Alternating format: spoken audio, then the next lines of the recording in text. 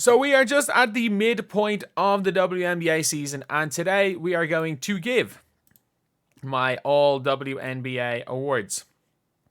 These are going to be my personal opinion, and that is all.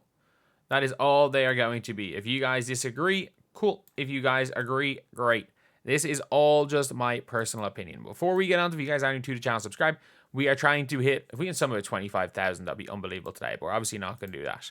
But still, here are my awards. So we're going to start it off by some All-WNBA teams. That's what we're going to start off by giving awards out for that. And my All-Rookie team. My first team is going to be my All-Rookie team. And right now, it is going to be Caitlin Clark, obviously. Angel Reese, obviously. Rickea Jackson, obviously. My last two spots, the one player that definitely could make this team in the second half of the season is Kamilla Cardoso. If you're asking me who's been better, I think, like, as a starter, Julie Van Loo has been better than Cardoso.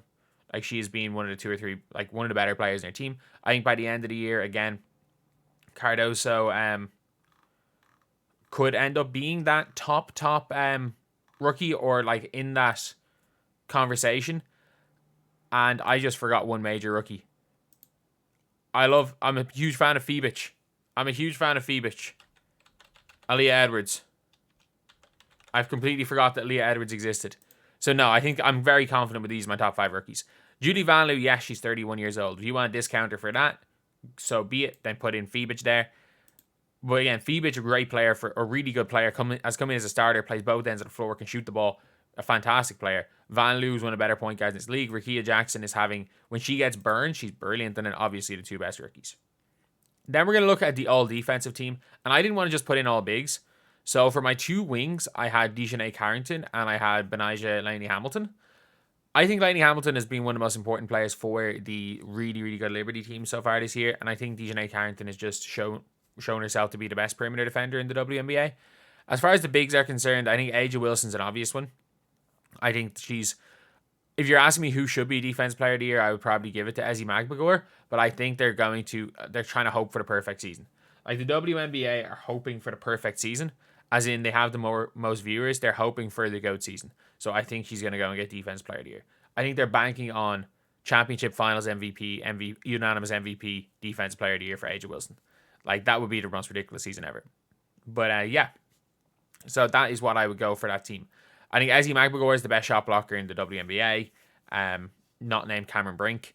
But she just changes everything on the defensive end. I think Breanna Steward, again, has been all defense multiple times.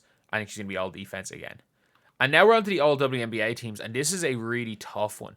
Because players that I would have given all honorable mentions to for the All-WNBA teams. I had Jonquel Jones, was really considering putting Jonquel Jones in there.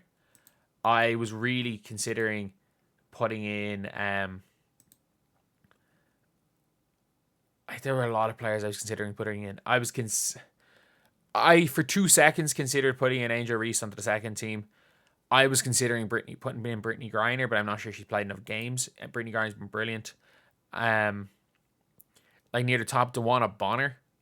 I would have had shouts for putting DeWanna Bonner in here.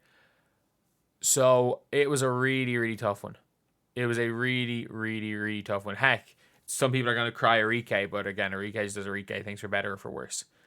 But my All-WNBA second team is Jackie Young, Kat Copper, Nneka Nwumike, Kennedy Carter, and Alyssa Thomas. I think Kennedy Carter is the most explosive guard when she's playing. I think she is a more efficient Arike. I think she's near unguardable.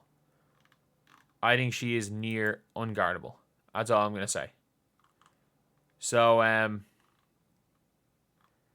yeah, like, I think it's hard. I think by the end of the season, I think right now, she's the All-WNBA second team. I wanted to put somebody in from the Sun, which is because of how good they've been. So I went with Alyssa Thomas. It could have been DeWanna Bonner. It could have been Bree Jones. I could have put in any of those players. But I did want to put in a Sun player because of how good they've been. Another player that is in, without question, in with shouts of making his All-WNBA team is Aaliyah Boston. I'd say Aaliyah Boston, Arike, Jonquel, Bree Jones, DeWanna Bonner, like, all could be. It's going to be very close. And Nneka Nwumike, I just think, is unbelievably good. I think she is one of the best 10 players in the world. I think she's spectacular. I think Copper has been great. I think she has been the one constant in a Phoenix team that have constantly had injuries. And I think Jackie Young, look, she's been one of the best guards in the WNBA. She, as well as she was playing a point guard, her team was losing, but she's been exceptional this year. I think you give her the All-WNBA spot. And I'm going to kill for this. My All-WNBA first team, obviously A'ja Wilson. I'm putting Fee Collier in there. I think she got hurt, but missed 5 games. So she still played the guts of 20 games, and she was the only person within even touching distance of Wilson. He was the only person even in touching distance of her. So I've got to put her first team. I'm going to put Sabrina. Sabrina's won multiple player of the month. She has been absolutely ridiculous. And I'm sorry, you don't break as many records as Caitlin Clark has broken.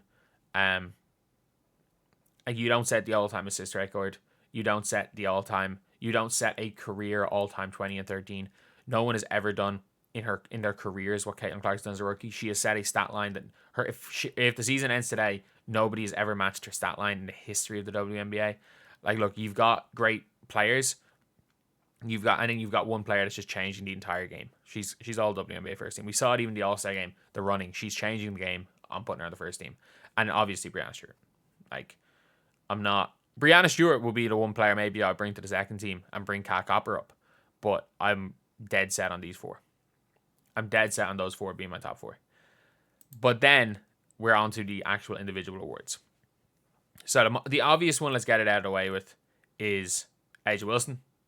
A'ja Wilson's 2 awards of MVP and Defensive Player of the Year.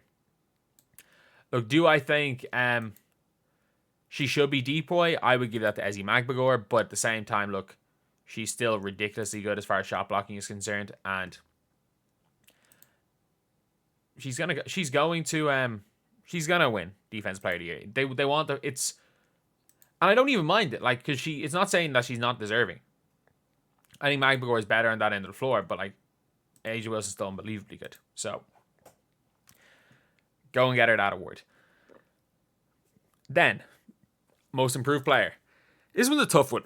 A lot of people want Derek Hamby here, but no one has ever gotten most improved player after just being she was a 2-time All-Star, and now she's playing like an All-Star again. That's not grounds for most improved player. What is grounds for most improved player is Dejanay Carrington.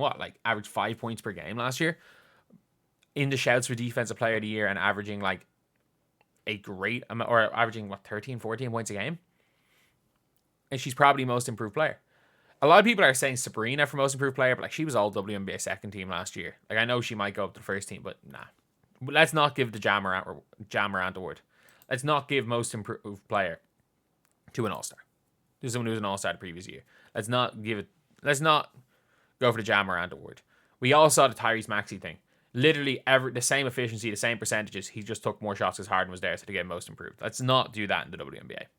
And Rookie of the Year, obviously Caitlin Clark. By quite a margin. Quite a big margin. I think the Rookie of the Year and the MVPs are literally sewn up unless both of them show up. Unless they show up and start averaging 7 points a game post-Olympic break or get injured, both the MVP and the Rookie of the Year races are completely sewn up. But yeah, that is my mid-season awards. Let me know what you guys think. Thank you guys for watching. Please like, comment, and subscribe.